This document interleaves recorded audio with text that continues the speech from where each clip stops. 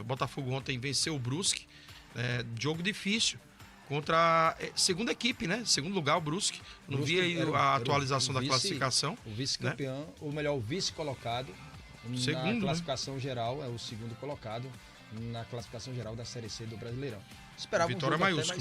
Um jogo até mais duro, né? Primeiro tempo foi, né? O primeiro tempo foi, mas aí no segundo tempo o Botafogo conseguiu aí encontrar o caminho do gol, jogou com mais facilidade, né? Teve aí o Nenê, mais uma vez, chamando para a responsabilidade, como nós frisamos na nossa... na abertura do nosso Trivela.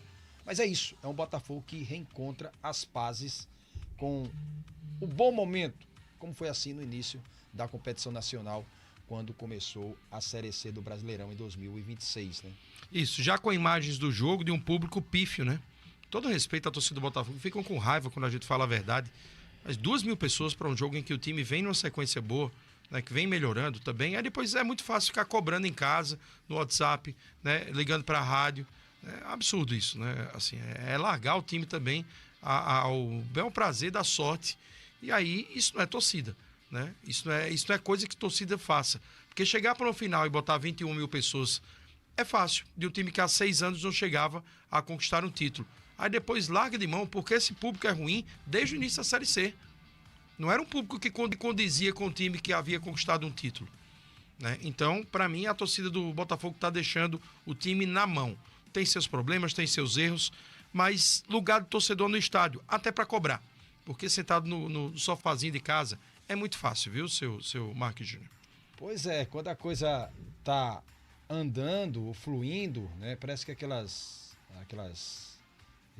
críticas maiores, elas diminuem, né? Mas assim, é hora da gente ter uma noção de analisar. Você diz, às vezes a gente é muito criticado por parte do torcedor, que o torcedor analisa o momento, né? Por exemplo, numa partida de futebol, se a gente contraria o torcedor naquilo que ele não quer ouvir, ou que ele sabe, precisa ouvir, mas ele não aceita, né? O que a gente pensa, tá no microfone desse é muito complicado, mas ao mesmo tempo a responsabilidade é muito grande, né? E a gente analisa como um todo, não apenas 90 minutos de futebol, não apenas um 13 ou um Campinense que vai bem naquela partida, que de repente desanda, mas a gente está pensando lá na frente. E é aquilo que a gente discute aqui. Vou só dar um exemplo a você, com relação ao 13, tá dentro da série. A gente vai discutir o 13 daqui a pouco, mas isso é para ficar muito claro. Ninguém aqui seca ou ninguém aqui é contra. Muito pelo contrário. A gente torce e vive o futebol paraibano, vive o 13 no momento. Eu disse até nas minhas falas ontem que o 13 hoje é o principal time em evidência dentro do futebol, porque está representando a Paraíba dentro da Série D do Brasileiro, representando Campina Grande, também junto com o próprio Serra Branca. Mas quando a gente diz algo que o torcedor não aceita, a gente não está pensando em 90 minutos, está pensando lá na frente. E a prova disso é a gente preocupado com a pontuação geral do 13 no cenário de classificação dentro da Série D do Brasileiro, para que possa continuar decidido em casa, que é uma arma. Eu tenho como arma isso aí. Eu acho que você também conhece futebol. Entrar em campo. Sempre todo time que tem torcida, né? Se o público, se o que a gente espera que vem da arquibancada não fizer diferença, a gente não devia nem estar aqui, eu acho. Porque ele está falando para quem? Primeiro isso. Segundo, os pontos perdidos lá na primeira fase não voltam, né? Uma vitória domingo, que era o que se esperava, poderia estar ajudando o 13 em outro momento em estar decidindo em casa. A situação de hoje é a seguinte: joga contra o craque fora, depois joga em casa, depois. Mas falando aqui sobre o Botafogo, foi um primeiro tempo, a gente viu de um 0-0, mas de um Botafogo já de uma atitude diferente. O Botafogo antes era um time acuado, um time que parecia não conseguir confiar em si mesmo. O Marcelo Fernandes foi questionado porque chegou e teve derrotas seguidas, né, depois da saída do próprio Lisca. E o tamanho do Marcelo Fernandes não condizia com a campanha do Botafogo. Então, eu acho que é o momento também de elogiar a SAF do Botafogo em ter tido paciência, porque poderia ter queimado uma ficha também de um grande treinador, campeão o ano passado, né, com a Ponte Preta, né, de uma competição de nível grande, que é o Campeonato Brasileiro. E aí ia trazer quem? Guardiola? Ia trazer quem? O Tite, né? Então, teve calma também. Então, assim, na hora da gente criticar, acho que de cobrar, né? Que eu acho que é uma cobrança. E o debate passa por críticas e cobranças. Gente que sempre cobra alguma coisa buscando o melhor dos clubes da Paraíba. Existe a crítica positiva. Sim. Parabéns por terem tido calma com o Marcelo Fernandes. Talvez em outra condição, se não fosse a SAF do Botafogo, fosse uma diretoria de abnegados, né, que sofrem pressão da arquibancada e que não reagem a isso de forma inteligente, teriam colocado o cara para fora. né? Então o Marcelo Fernandes foi contratado e até me surpreendeu pelo tamanho do Marcelo Fernandes, né? Vi para um projeto que é embrionário, não estou falando do tamanho do Botafogo. É de uma SAF que ninguém sabe ainda quem é a SAF do Botafogo na fila do pão. Ainda está começando. O Felipe Félix não é um cara conhecido no mundo do futebol, é um empresário. Então, assim, parabéns. De moto, né? Tem nada a ver com futebol. Isso. Então, parabéns, porque teve paciência, né, para que o Marcelo Fernandes começasse a mostrar um bom trabalho. O gol foi do Nenê, o primeiro gol, né? Inclusive aí de pênalti. Né?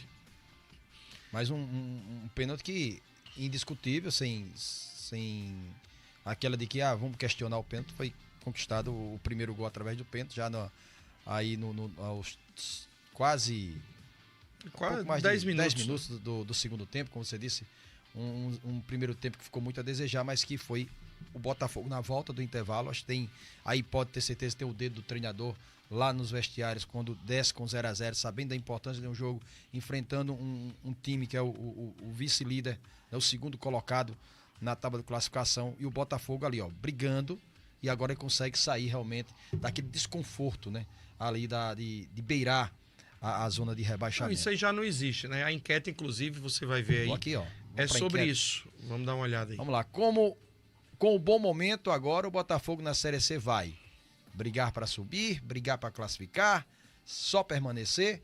40% torcedor dizendo que briga para subir, 20% briga para se classificar, só para permanecer 40%. Ou seja, agora afasta aquela enquete que nós fizemos lá atrás, né? Para que o Botafogo não seria justo, briga para cair, porque a matemática, lógico, ela dá possibilidades de um time cair ainda na posição que o Botafogo está. Só que o momento é muito diferente, ele olha muito mais para cima, e é o que diz a legenda aqui, olhando para cima, do que para baixo. Não tem mais preocupação com classificação como tinha 2 rodadas. Né? E era muito mais por conta da matemática, porque uma ou outra, por mais que o Botafogo talvez não tivesse nesse bom momento assim de 3 partidas de consolidação e tudo mais, mesmo assim eu não acredito que Anápolis, né, Itabaiana, não sei como é que está a classificação aí embaixo, se puder dar uma olhada, né, mas que à época estavam Anápolis, que o Botafogo vai pegar agora nas próximas rodadas, Anápolis, Confiança, times que estão abaixo, Anápolis bem abaixo, você e Confiança abaixo. No Boleiros que o Botafogo teria uma sequência boa para continuar. O Brusque talvez o time mais difícil.